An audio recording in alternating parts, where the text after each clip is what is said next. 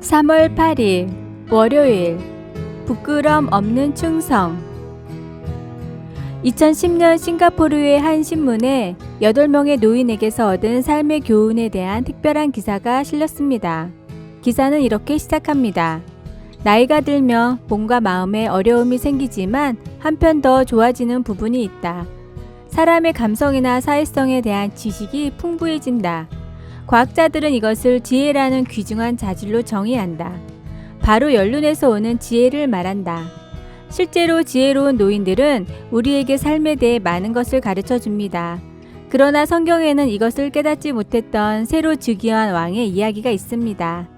열왕기상 12장 3절을 보면 솔로몬 왕이 죽자 이스라엘의 온 회중이 와서 르호보암에게 탄원했습니다. 그들은 새 왕에게 부왕 솔로몬이 그들에게 부과했던 가혹한 부역과 무거운 세금을 줄여달라고 요청했습니다. 그러면 르호보암을 충성으로 섬기겠다고 했습니다.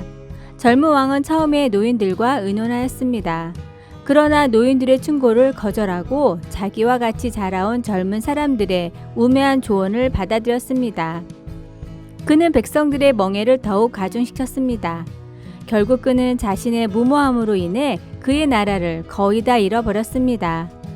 우리 모두에게는 오랜 경험을 가진 사람들, 특히 하나님과 동행하면서 그의 말씀에 귀 기울였던 사람들의 자문이 필요합니다. 하나님께서 그들에게 주신 축적된 지혜를 생각해 보십시오.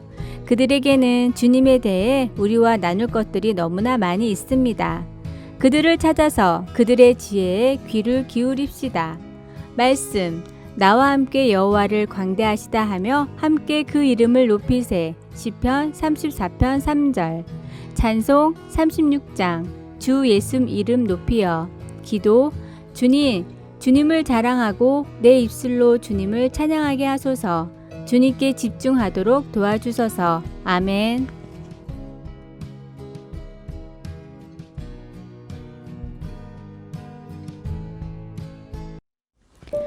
3월 9일 화요일 신앙 안에서 성장하라.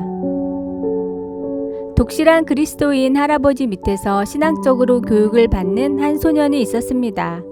소년은 할아버지의 가르침이 성경적이고 그렇게 살아야 한다는 것을 알았지만 그래도 세상의 문화와 환경을 경험해 보고 싶은 마음이 커서 성인이 되면 꼭 한 번은 도시에 나가 혼자서 마음대로 살고 싶은 열망을 갖고 있었습니다. 그러던 어느 날 할아버지가 시장에서 사온 작은 유리병을 보게 됐는데 그 안에는 커다란 사과가 들어 있었습니다. 작은 입구로 어떻게 큰 사과가 들어갔는지 소년은 너무 궁금했지만 할아버지도 모른다고 했습니다. 그러다 우연히 시장을 가서 같은 장식품을 판매하는 곳을 봤는데 거기서 소년은 사과가 어떻게 들어갔는지를 알게 되었습니다. 아직 판매하지 않은 병 안에는 입구로 들어갈 수 있는 작은 사과가 있었습니다.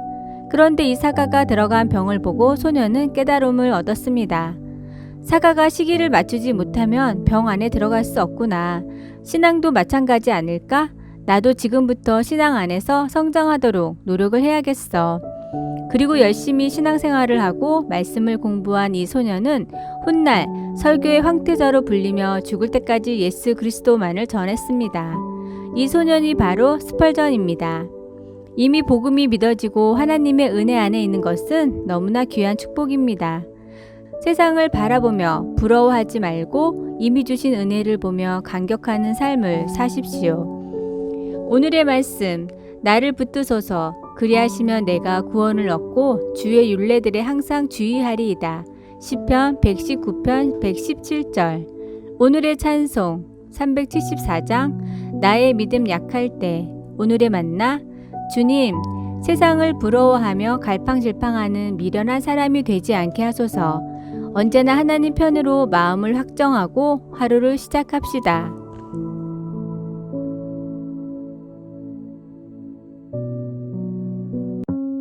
3월 10일 수요일 세 글자에 담긴 믿음. 비관적인 성향이 있는 사람은 삶의 상황들이 어떻게 될지에 대해 부정적인 결론들을 짓게 내립니다. 하던 일이 잘 안 되면 다른 일도 전부 잘못될 것이고, 심지어는 하던 일과 전혀 상관없는 일도 이젠 할 수 없을 거라고 쉽게 단정해 버립니다. 그리고 더 슬픈 것은 내가 아무것도 제대로 못하는 형편없는 사람이라는 생각이 드는 것입니다. 한 가지를 잘못하면 여러 다른 일에도 불필요하게 감정이 상하는 것입니다. 우리는 하박국 선지자가 하나님이 보여주신 것들을 보고 어떻게 반응했을지 쉽게 상상할 수 있습니다. 그는 하나님의 백성들에게 닥칠 고난들을 보고 나서 큰 절망에 빠질 수도 있었습니다. 길고 험한 날들이 사람들 앞에 놓여 있었기 때문입니다. 상황은 참으로 암울했습니다. 과일도 고기도 편의시설도 없었습니다. 그의 말을 들으면 아무 희망 없는 비관의 늪에 빠지게 됩니다. 그러나 선지자는 세 글자로 된 단어 하나로 우리를 다시 흔들어 깨웁니다. 그 말은 그러나였습니다. 그러나 나는 여호와로 말미암아 기뻐하리로다. 하박국 3장 18절. 하박국은 다가올 모든 고난을 내다보면서도 다만 하나님의 하나님 되심으로 기뻐할 수 있었습니다. 우리는 때로 문제를 과장할 때가 있지만 하박국은 실제로 극심한 어려움을 당했습니다. 하박국이 그런 순간에 하나님을 찬양할 수 있었다면 우리도 할 수 있을 것입니다. 우리는 절망의 깊은 수렁에 빠졌을 때 우리를 건지시는 하나님을 바라볼 수 있습니다. 말씀. 나는 여호와로 말미암아 즐거워하며 나의 구원의 하나님으로 말미암아 기뻐하리로다. 하박국 3장 18절. 찬송 191장. 내가 매일 기쁘게. 기도. 주여, 주님은 나의 모든 기쁨의 이유가 되십니다. 나의 현실이 고통스럽고 어려울 때 주님께 시선을 고정할 수 있도록 도와주소서. 아멘.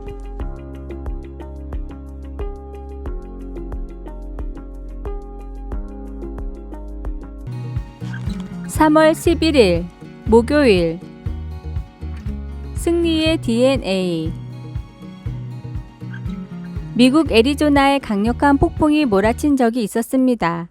태풍의 진행 방향에는 커다란 농장이 있었는데 강력한 태풍에 헛간이며 창고, 곡식까지 모두 엉망이 되었습니다. 기르던 가축도 대부분 사라져 어디 있는지조차 알 수가 없었습니다. 대피소에서 몸을 피하던 농부는 이 모습을 보자마자 다리에 힘이 풀려 그 자리에 쓰러져 눈물을 흘렸습니다. 농사를 더는 지을 수 없다는 절망감에 빠져 울고 있던 때에 갑자기 어디선가 닭이 우는 소리가 들렸습니다. 근처에 돌아다니던 집단의 털이 군데군데 빠져 엉망이 된 닭 한 마리가 동이 트는 것을 알리는 소리였습니다. 모든 것이 사라졌음에도 묵묵히 자신의 할 일을 하는 닭을 보고 농부는 힘을 얻었습니다. 그래, 하늘을 보고 소리치는 저 닭처럼 나도 하나님을 보고 힘을 내자. 그리고 농부는 머지않아 이전처럼 농장을 멋지게 복구해 많은 수확을 얻었습니다. 접붙임을 하려고 나무의 가지를 쳐버리면 평소엔 나지 않는 곳까지 싹이 나고 평소보다 더 빨리 줄기가 자란다고 합니다. 위기를 극복하기 위해 오히려 더 힘을 내는 것입니다. 고난에 쓰러지는 것이 아니라 고난이 올수록 더욱 힘을 내는 것이 하나님이 우리에게 심어주신 본능입니다. 힘들수록 하늘에 계신 하나님을 바라보십시오. 그리고 다시 일어설 힘과 용기를 얻으십시오. 오늘의 말씀.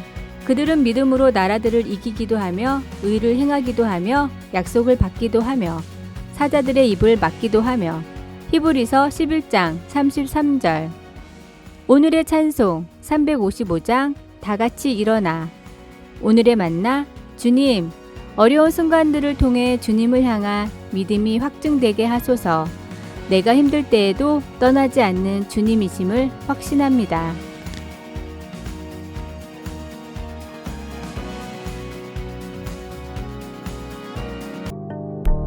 (3월 12일) 금요일. 속삭이는 말. 한 젊은 남자가 비행기 좌석에 앉아 안절부절 못하고 있었습니다. 비행기 창문 쪽을 불안한 눈길로 두리번거리다가 눈을 감고 심호흡을 하며 안정을 찾으려고 애썼습니다. 그러나 소용이 없었습니다. 비행기가 이륙하자 그는 몸을 앞뒤로 천천히 움직여 보며 진정하려 했습니다. 통로 건너편에 앉아있던 한 나이든 여성이 젊은이의 발에 손을 얹고 다정하게 말을 건네며 그의 관심을 다른 데로 돌려 긴장을 풀어주었습니다. 이름이 뭐예요? 어디 사세요? 아무 일 없을 거예요. 잘하시네요. 이런 말들을 차분하게 해주었습니다. 그 부인은 젊은이에게 짜증을 내거나 모른 체 할 수도 있었습니다. 그러나 그에게 다가가 몇 마디 말을 해주었습니다. 그저 사소한 이야기였습니다.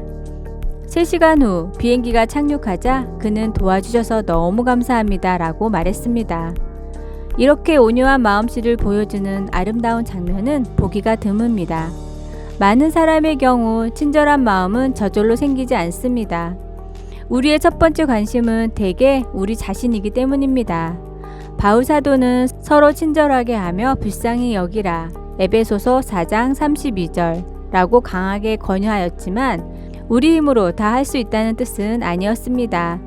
예수님을 믿어 새 생명을 얻고 나면 성령님이 변화시키기 시작합니다. 친절은 우리의 생각과 태도를 새롭게 하시는 성령님의 지속적인 사역입니다. 23절.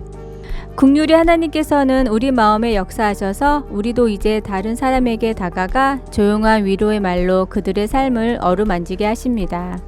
말씀. 오직 덕을 세우는데 소용되는 대로 에베소서 4장 29절. 찬송 427장 마음 가난한 사람. 기도. 주님, 누군가에게 희망을 주고 짐을 덜어주고 용기를 줄 수 있게 저를 사용하소서. 아멘. 아래의 빨간색 구독 글자를 누르시어 더 많은 전도의 열매를 맺으시길 기도합니다.